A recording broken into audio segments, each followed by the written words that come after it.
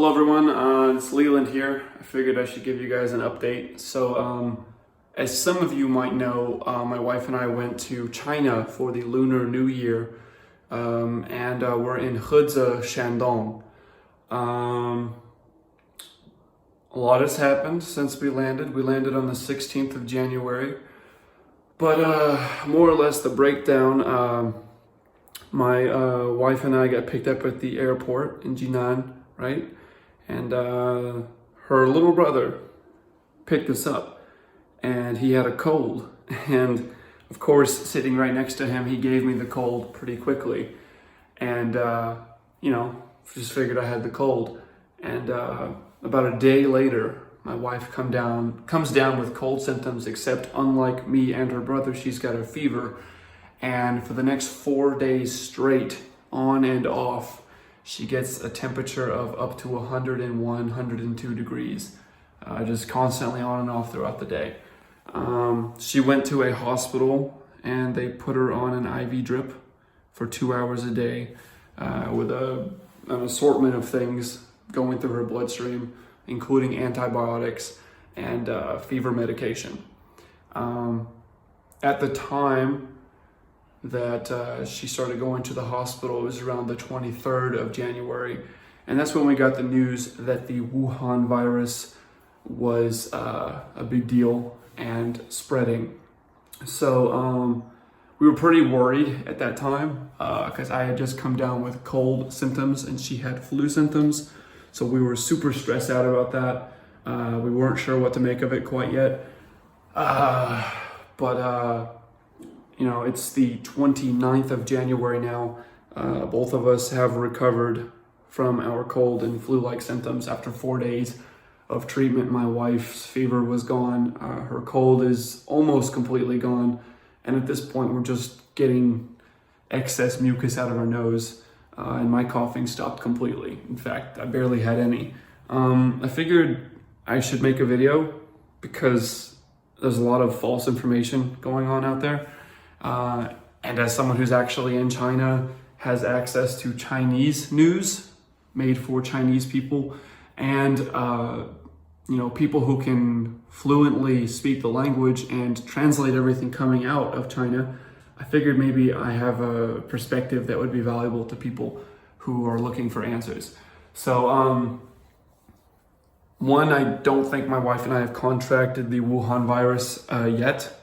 We have been in Heze, Shandong, which has very, very few cases in the entire province and none in our county. Although there's a lot to be said for the fact that this virus has a 2-week incubation period in which it is actually still spreadable. So I don't really know what to say about that. It's possible we have it, but it's highly unlikely. We've been here since the 16th, and since the 23rd, we've isolated ourselves in the house. I literally haven't been outside in 6 days, so a little bit of cabin fever. This is the closest outside I've been, and as you can see, there's no one here. And this disease doesn't travel through the air long distances to infect you. It's from person to person. So anyways, a couple of things people need to be aware of. One, this rumor going around that a nurse in Wuhan uploaded a viral video saying that over 90,000 people have been infected with the virus. First off, the lady was real. She is a working nurse in Wuhan. She even has the correct Wuhan accent, so it's authentic. However, what people fail to realize is that anyone who doesn't speak Mandarin is kind of at the mercy of whoever decides to do the subtitles. And it could be intentional, it may have just been a translation error, but the nurse did not say 90,000 people have been infected. I watched the video, my wife watched the video, her mother watched the video, her whole family watched the video, and they all concurred that the subtitles are mistranslated, which is funny because pretty much every major American news outlet has picked the story up and has been telling everyone, oh, look at this clickbait, boom, boom, boom, boom, boom, right? And it doesn't make any sense if you think they really believe it, because surely huge news stations have people working for them that can speak Mandarin. Surely before airing a video live on national television and national websites, surely they would watch the video and have their Mandarin speaking personnel on hand to translate it, to make sure it was accurate first. Surely they knew exactly what they were posting. So with that logic, one can only conclude that they knew the translation was wrong, but they still posted it anyways. So I think the North American media has been extremely untruthful and disingenuous. And honestly, they're adding a lot to this mass hysteria and panic. And I'm really ashamed of them, to be honest. That's all I have to say about that. But as far as the virus goes, this is what you need to know. This is what I know anyways, and I've been doing research on it on both American and Chinese news websites daily, every single day since the 23rd. So on the 23rd, we found out that there were 400 reported cases of Wuhan virus infection. We found out that 17 people had died. As of right now, the 29th of January, over 6,000 people have been reported to be infected, and over 136 people have died. Over 1,000 people are reportedly in critical condition, and the death percentage currently, which may very well be inflated due to a number of reasons, is currently hovering between 2.2 and 2.5%. What people need to know is, number one, no one outside of China has died from this. What people need to know is, number two, if you're young and you have no history of respiratory illnesses, this virus is not a danger to you. However, you can still catch it if you're exposed to it. And although it will knock you out for a while with flu-like symptoms, it won't be pleasant. The biggest danger to you is if you have anyone in your life, or you have anyone in your life who has someone in their life who is elderly or has a weak constitution and can't take a really hard-hitting virus like this. It represents slightly more danger than the flu, which is annual. So the mass hysteria is not necessary, but since every country has elderly, infirm people with underlying illnesses and people with a history of respiratory issues, there is cause to be vigilant about this disease, and it's important that we take all necessary precautions. My wife and I had been planning a business trip when we landed in China. When we left China on the 31st, we had planned to come back to the United States on February the 1st and fly almost immediately to Miami for a business conference, which we already have the tickets for, already booked the flights, already got the hotels planned. It's all done, but we're not going to go because we don't think that that's the responsible thing to do. We don't want, we're pretty sure we don't carry the virus, but we don't know that. So when we do make it back to the United States, we're going to quarantine ourselves for 2 weeks just to make sure, and to give everyone around us peace of mind, because that's important. Pretty much everyone I know, especially the Chinese school I work at, know that we are coming from China, and they're all going to be giving us side eyes if we show up to work the day after we land. Speaking on travel, Mongolia 2 days ago was the first country to ban all incoming flights from China. Hong Kong has limited some routes of travel, and pretty much almost every major company in most of the countries, Japan, Korea, South Korea, the United States, the United Kingdom, they're all banning travel, non-essential travel. Facebook was the first North American company to do this. So, you know, the pressure's on. As far as public, as far as the way Chinese people are taking this virus, here's what you need to know. There's a lot of anger, and the virus is being taken very seriously here.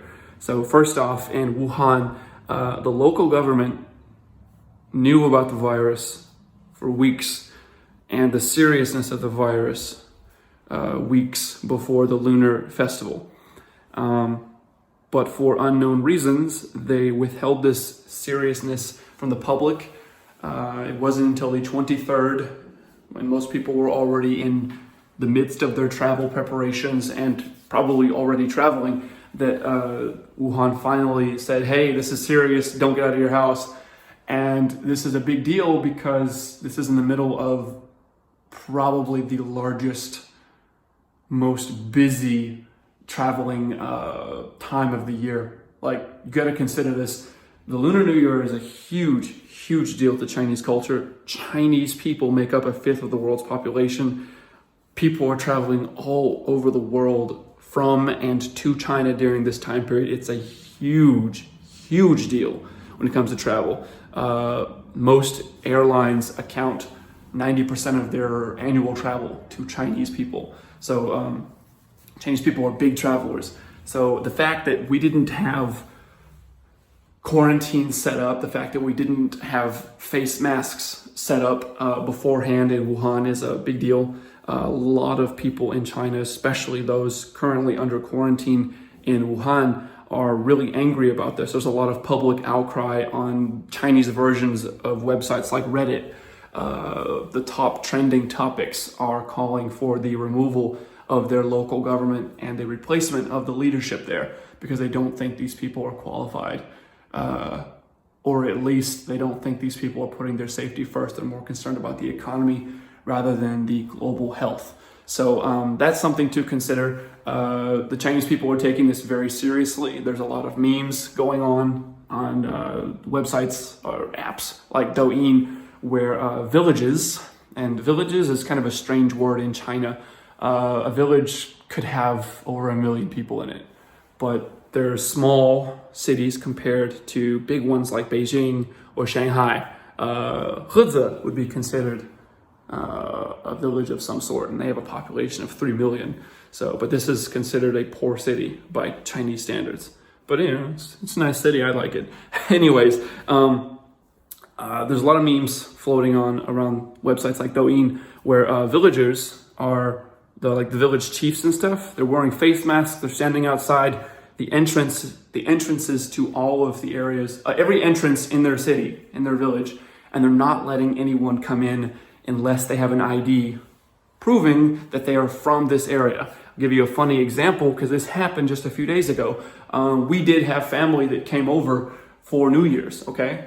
And my wife's older brother, so my brother-in-law, and his wife and their child, who's like 3 years old, they were making their way back to their village. And the wife and the child are from there. Their cards are in that area. But when they tried to drive home, they got carded. And the husband his card is from this area. It's not from that area. So they literally did not let him through, even though he's the husband and father of that family. So her brother came to pick her up and the child. So they're there, and he has to go live in another house until all of this is blown over. So that's how seriously they're taking this. I can't speak for how effective a quarantine of villages is going to be when the only people you don't let in are those who don't have the right card. It makes more sense not to let anybody in at all. But at some point, you can't stop all infection chances. At some point, you just have to try to mitigate it. So I guess it makes sense on a mitigation level, but as far as stopping it entirely, no. And that brings me to my next point about travel bans. It sounds like the United States might be not allowing travel soon, but they said they're going to hold off on that, which is good, sort of, because I'd like to go back to the United States. I don't want to stand in a line in China with thousands of other people and risk cross-contamination just to find out if I'm sick. I would much rather find out if I'm sick in America, where I can trust the healthcare and I'm far less likely to get infected while standing in line. But at the same time, a lot of people are telling me, you shouldn't even be coming back to the United States. And I don't really know what to say to that. I mean, at this point, it's all over the world. There's a significantly lower chance to have it if you're outside of China. But I mean, what am I supposed to do? Wait here for 2 to 3 months until the whole thing is gone? I can't do that, but maybe I should. So I'd like to know your opinion on that. Our flight is in a couple of days, but we'll see if that gets canceled. We're exploring our options. We're talking about it. We've already decided not to go on our business trip. So there's a lot going on in the world. 2020 kind of sucks. It's really going hard. We've got record snow in Canada. We've got an earthquake off the coast of Jamaica. Miami has potential building damage from it.